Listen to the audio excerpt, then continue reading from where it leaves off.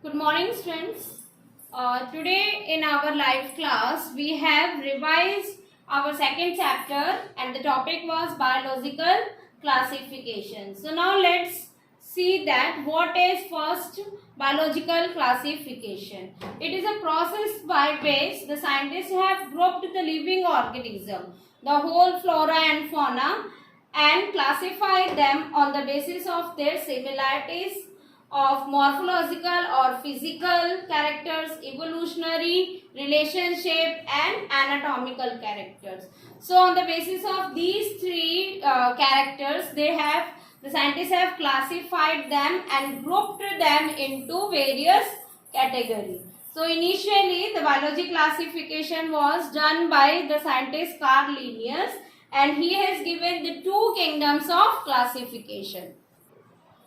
So here there are various types of biological classification done by the different scientists. Initial two kingdoms of biological classification was given by Carl Linnaeus in 1735. So he has classified the whole living world into two kingdoms. Those kingdoms were Plantae and Animalia. Later on in 1866, it was discarded by Ernest Haeckel, and he has given the three kingdoms of classification. That includes Protista, Plantae and Animalia. Then in 1938, Copeland came and he has given four kingdoms of classification, in which he has included Monera, Protista, Plantae and Animalia. But these all three kingdoms are not accepted later on when five kingdoms of classification was given. The five kingdoms of classification was given by R.H. Whittaker in 1969. He has classified the whole living world into five kingdoms. That was, so he has five kingdom was given by R.H. Whittaker in 1969. Those five kingdoms was, he has kept in mind and segregate fungi also, that they are not in, they should not be included in Plantae as they are not green pigment. So they are not photosynthetic. They are heterotrophic in nature of nutrition, getting nutrition. So on the basis of that, fungi was the main point. He has, R.H. Whittaker has classified into five: Monera, Protista, fungi, Plantae and Animalia. Now let's discuss that what was the basis of Whittaker's classification. The basic characters on which the five kingdoms of classification was done, that was, the first one was cell type, means which kind of cell was there in the five kingdoms of Monera, Protista, fungi, Plantae and Animalia, like whether they are prokaryotic type or they are eukaryotic type.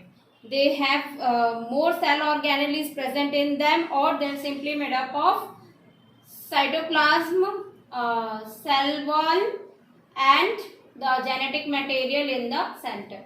Now second point was the cell wall. Except kingdom Animalia and Protista, all the three are having the cell wall. So on the basis of what was the constituent of cell wall, it was categorized, like whether the cell wall of monerans are made up of polysaccharides and sugars, the cell wall of fungi is made up of chitin, and the cell wall of plant is made up of cellulose. It was also one of the point for classification.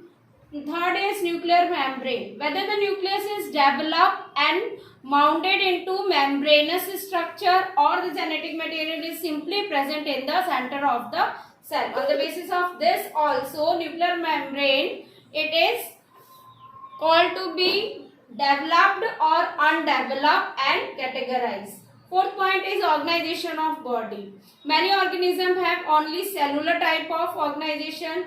Some are having the group of cell as tissue level organization. Some are having organ like organization, and some are having highly developed body as a full organ system present in their body. So it was also one of the point.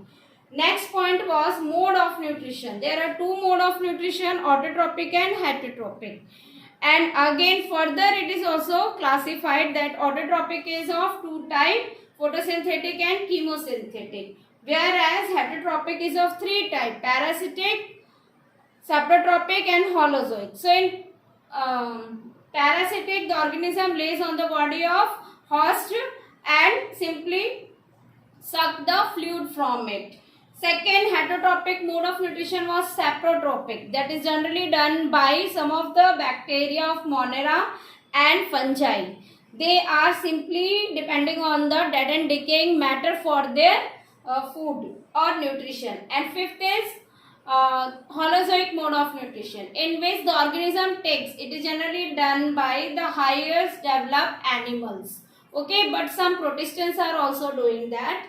They are simply taking the whole food inside the body and then get nutrition from it by digesting it into or simplifying it into 5 steps. That was ingestion, digestion, absorption, assimilation and egestion. So in this way, the mode of nutrition was also one of the point of classification. The last one was mode of reproduction, whether organism reproduces by asexual method and its type or sexual method. So on the basis of these, the 5 kingdoms were classified by Whitaker. Now let's see the first kingdom. Let's discuss about the first kingdom of classification, that is Monera.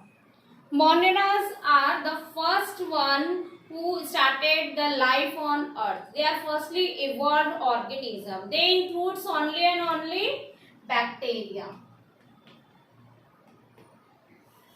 And these bacteria, on the basis of their body design, they are of different types. They possesses different shape of their body.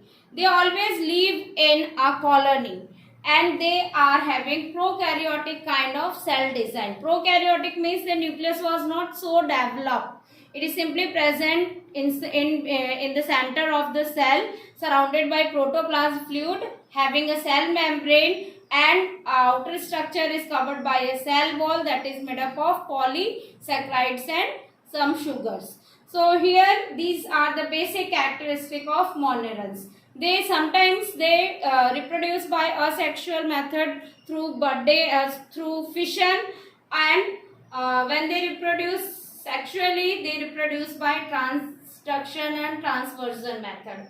So just interchanging of DNA structure. So students, the monerans on the basis of found at the place, they are of 2 types. One is archaeobacteria, another one is eubacteria. Archaeobacteria were the initially formed and they are specialized to survive in any of the harsh condition. Harsh, or we can say that they are able to survive in extreme condition. They can be found in hot water, they can be found in very cold ice region, in tundra places, and they can also be found in very acidic atmosphere. So on the basis of this, in the salty area, when they are found in such extreme condition, they are called to be halophiles. When they are found in hot spring, they are called to be thermoacidophiles, and they are also found in marshy area. Marshy area means muddy area, where they are called to be methanogens. This is the reason they are very found to be in extreme condition, as they have a coating of cell wall outside them. And these archaeobacteria are found on the stomach of grazing animals. So because of their presence, the grazing animals are able to digest cellulose present in the cell wall of plants, so that they excrete methane gas. Now the eubacteria, which are specialized to have flagellum present on their extension on the cell wall, and they are motile in nature. Students, they also bear pigmentation in their body. Blue and green pigment is found over there. So because of it, they are able to do autotrophic mode of nutrition. And cyanobacteria, so they are their nickname given to cyanobacteria is blue green algae, but they are not algae. They are bacteria. Due to the presence of pigmentation and doing the autotrophic nutrition, they are named so. Student, the main speciality in them is they are able to fix nitrogen and helps in recycling of nutrients like nitrogen, phosphorus, iron and sulfur. So they are chemosynthetic in nature also. They are doing the chemosynthetic as well as photosynthesis. And by that process they are able to produce ATP. The heterotrophic eubacterias are helping us economically for production of antibiotics, medicines, and they help us in formation of milk into curd. They are also helping in fixing nitrogen by presence in legume of root nodules of leguminous plants. So in this way they are helpful for us, but some ways they are causing pathogenic nature in which they are causing diseases to us like cholera, typhoid, tetanus. These all diseases are caused due to eubacteria. They are also very special that the mycoplasma, a kind of this eubacteria, have the living cells without cell wall. So they are specialized to that they are showing difference that they don't have cell wall inside them and they can survive without oxygen. So they are generally pathogenic to plants and animals. They are very small organisms which are called to be PPLO, pleuropneumonia like organisms. So student, today in our biology tutorial revision class we have discussed about biological classification and kingdom Monera. Thank you and have a nice day. Please go through the topic by heart and revise it properly.